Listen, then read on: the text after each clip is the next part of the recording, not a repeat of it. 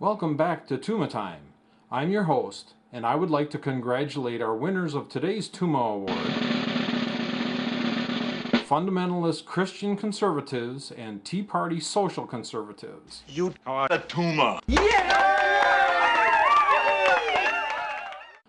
Now, rather than simply speak to the reasons for their receiving this award, I thought a different presentation was in order. A Foxworthy-esque approach. So give me a second to get into character. Let's get started. If you ever had sexual thoughts with or about anyone other than your spouse, which of course implies that you must be married to even have those thoughts, then you can't be a Christian conservative. If you have been curious about homosexual relationships, you can't claim to be a Christian conservative.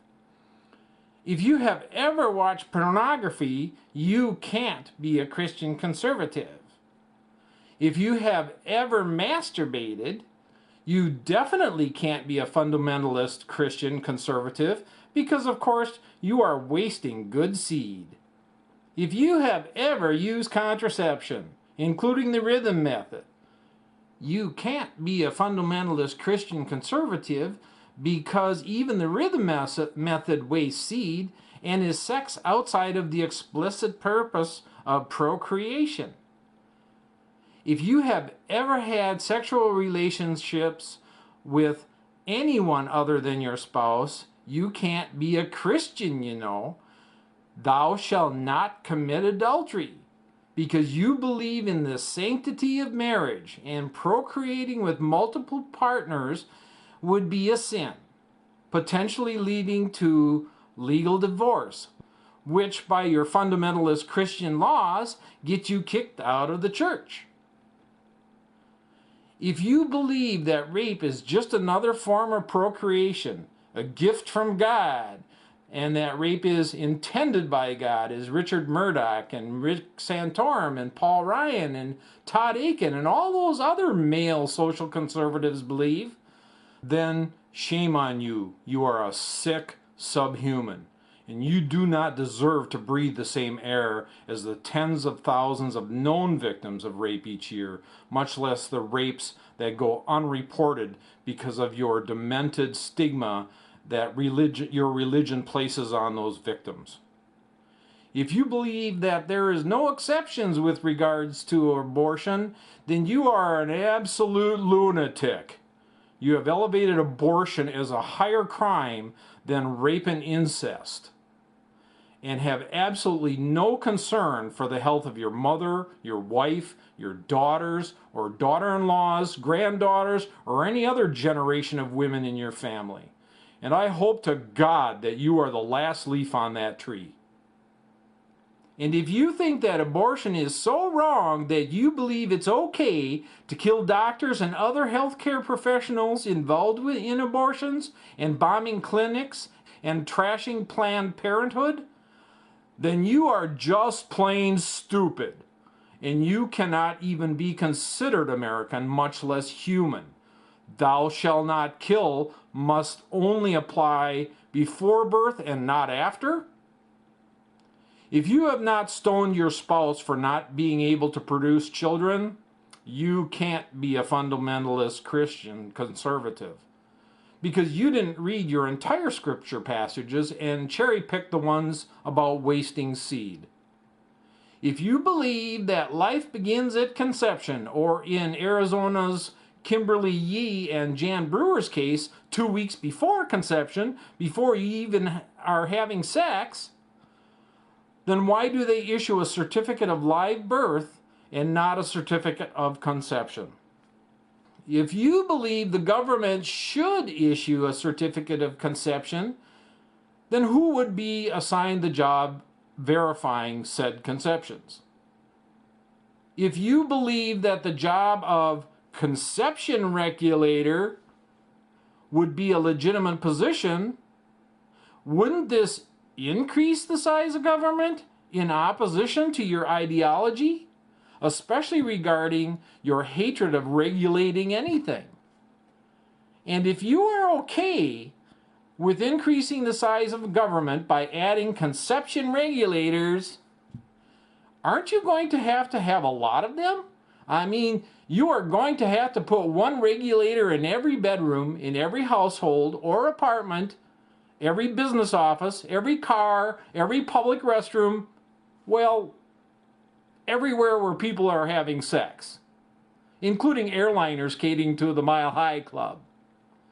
Although, this would definitely solve the jobs problem. If you believe these regulators must document and verify the conception process, will every couple be required to let the government know when they are going to have sex? And aren't these people who are doing the regulating actually participating in watching live pornography? And how do you prevent the regulators from being corrupted and then participating in the procreation activities? Do you have backup regulators regulating the regulators? And wouldn't this scenario propagate into an infinite orgy cycle? By the way, how do I apply for one of those jobs? I'm only human.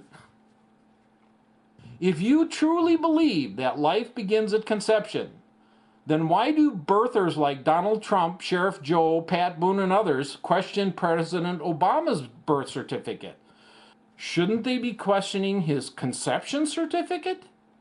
But actually, we know that he was definitely conceived on American soil, in an American womb. But wasn't Mitt Romney conceived in Mexico? Or was that his dad? Just saying. That's what I heard. Hey, he keeps talking about his Mexican heritage. If you believe that pro-choice means pro-abortion, well, then you are just plain stupid. Choice means choice. You do not have the right to make choices for or take choices away from anyone. That's what pro-choice means. If you believe that abortion is wrong, then why are you also against contraception? Wouldn't one prevent more of the other? Or do you not really want to prevent abortions? And why are you against fertility assistance for couples having trouble procreating a life? Now I'm really confused. Your choices don't make any sense and are just plain weird. If you believe that abortion should be illegal, then how are you going to treat the natural abortions that happen each and every day? You know, the miscarriages, the stillborn babies. Are you going to put those women in jail for not producing a live birth? Does God get blamed for those events? Or do you just want to blame the women for all of them? If you have never adopted a child from an unwanted pregnancy that you wanted forced to birth, then you are pro-choice because you chose not to adopt the very child you want put up for adoption, as opposed to allowing an abortion. You chose to not give someone a choice, and you bear the responsibility to have your choice limited because of that idiocy. The next anti-choice law you fight for must include a provision to revoke your choice not to adopt. Fair is fair. You are anti-choice. And why would you be against gay and lesbian couples adopting children? They are helping your cause to limit abortions by promoting adoptions. You aren't adopting those kids. It's wonderful that they are. If you believe abortion or contraception or gay rights are wrong because your priest or other religious leaders have told you so, then you cannot be a Christian, because you have given those same religious leaders a pass on molesting children, or at the very least, hiding and covering up for those monsters, all the way up through to the Pope. Christ has to be appalled. If you rely on evil fear-mongers like Ralph Reed, Pat Robertson, Pat Buchanan, and other so-called evangelical Christian ministers and leaders for your information on who to vote for, then you are nothing more than an ignorant lemming. Jesus is ashamed of you. You are caught in the web of fear and hate they are all pushing. Also, they can control your every move and take away your rights and your choices as Christian American citizens. All the while, they are picking your pockets for their own personal gain. Are you blind to the fact that your churches and religious leaders are the wealthiest in your community? These mobsters are using your faith to skim most, if not all, of your offerings you lovingly give every Sunday. Christ is about love and peace and helping each other. No hate, no fear, no name calling, and most certainly no casting of first stones. These so-called religious leaders believe they are without sin. They are God's experts, and everyone else that disagrees with them are sinners and must be punished. Anyone getting in the way of their personal agendas must be destroyed at all costs. Is punishment and destruction really what you believe in your heart and in your soul? And has your corrupted faith to these false prophets blinded you to the true nature of Christianity and those commandments you hold so dear?